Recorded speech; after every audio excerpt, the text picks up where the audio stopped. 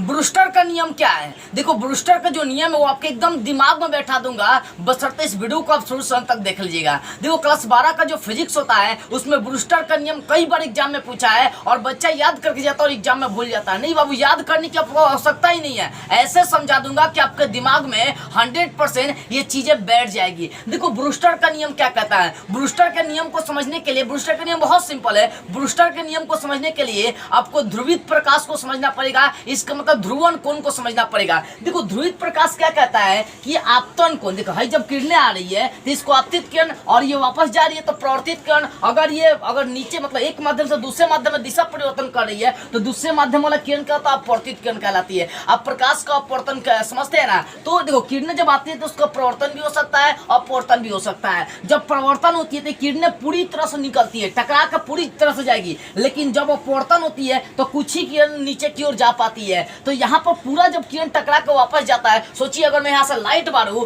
तो लाइट अगर बारूंगा तो यहाँ से किरणें प्रवर्तित होकर फिर वापस लौटेंगी, तो पूरा किरणें लौटेंगी। लेकिन आप सोचिए अनुमान से क्या इसके पार किरण जा सकती है? तो कहीं ना कहीं थोड़ा सा हो सकता है चला भी गया होगा, अंतर नहीं भी गया होगा। इसका मतलब क्या है कि देखिए यहाँ पर हाई अभिलंब है तो अभिलंब और आपतित किरण के बीच जो कोण बनता है उसको आपतन कोण कहते हैं। उसके बाद अभिलंब और प्रवर्तित किरण के बीच जो कोण बनता है उसे प्रवर्तन कोण कहते हैं। और साथ में यह अपवर्तित किरण और अभिलंब के बीच जो कोण बनता है उसको अपवर्तन कोण कहते हैं। तो ध्यान देने वाली ये बात है कि ऐसा आपतन कोण जिसके लिए प्रवर्तित किरण समतल ध्रुवित हो जाती है। समतल ध्रुवित का मतलब पूरी तरह से समतल बन जाती है, ध्रुवित हो जाती है, फैल जाती है, ठीक है ना? तो देख सकते हैं बूंदा दर्शाता है कि पूरा तरह से जो प्रवर्तित किरण समतल ध्रुवित हो जा रही है। किसके कारण से? तो इस आपतन कोण के कारण से। इसी कारण से हम लोग इस कोण को या इस कोण को कौन सा कोण बोलेंगे? ध्रुवन कोण बोलेंगे। तो पूछेगा एग्जाम में ध्रुवन कोण किसे कहते हैं? तो सिंपली बोलेगा वह आपतन कोण जिसके लिए प्रवर्तित किरण समतल ध्रुवित हो जाती है,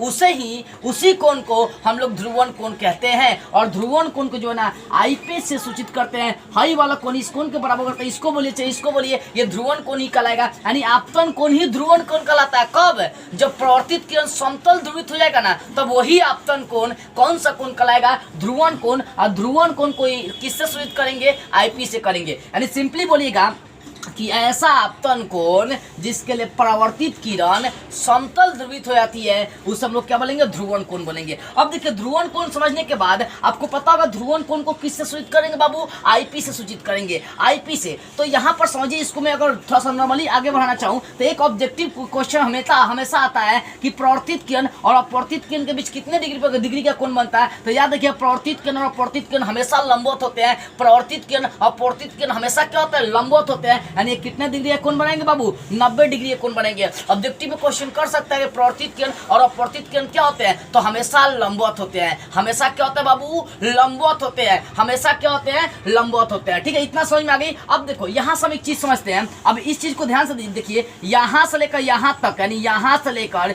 यहाँ तक के कोण को जोड़ेंगे तो 180 डिग्री बन जाएगा। यानी यहाँ पर ऐड करिए आईपी आप प्लस हाई, पूरा कितना हो जाएगा? 90 डिग्री हो जाएगा। आप प्लस यहाँ पर कौन सा अपवर्तन कोण बन रहा है? इसको आर, इन तीनों को जोड़ेंगे तो कितना डिग्री हो जाएगा? यहाँ से निकल जाएगा आपका कौन सा? 180 डिग्री। अगर यहाँ से आर का मान निकालते हैं तो 180 डिग्री, आई प्लस 90 को इधर लाएंगे माइनस 90 डिग्री। आप सोचिए प्लस आई पी इधर लाएंगे तो माइनस आई पी निकल जाएगा। ठीक है ना बाबू? इतना हो गया। इसलिए आर का मान यानी अपवर्तन कोण का मान 180 में से 90 घटाएंगे 90 डिग्री, और घटाव हो जाएगा आई पी निकल जाएगा। ठीक है ना? घटाव कितना निकल गया? I P. यानी अपवर्तन कोण का मान कितना होगा बाबू? 90 डिग्री घटाओ आई पी। अब यहाँ पर आप पढ़े होंगे ये अपवर्तन यानी स्नेल का नियम आप पढ़े होंगे। स्नेल का नियम क्या होता है? म्यू बराबर साइन आई पी। पढ़े ना? म्यू बराबर साइन होता है, तो आप आईपी लेकर चलेंगे, अब बटा में हो जाएगा साइन आर। ठीक है ना? इस किरण को मिटा देता हूं। अब इस चीज को थोड़ा सा आगे बढ़ाऊंगा बस।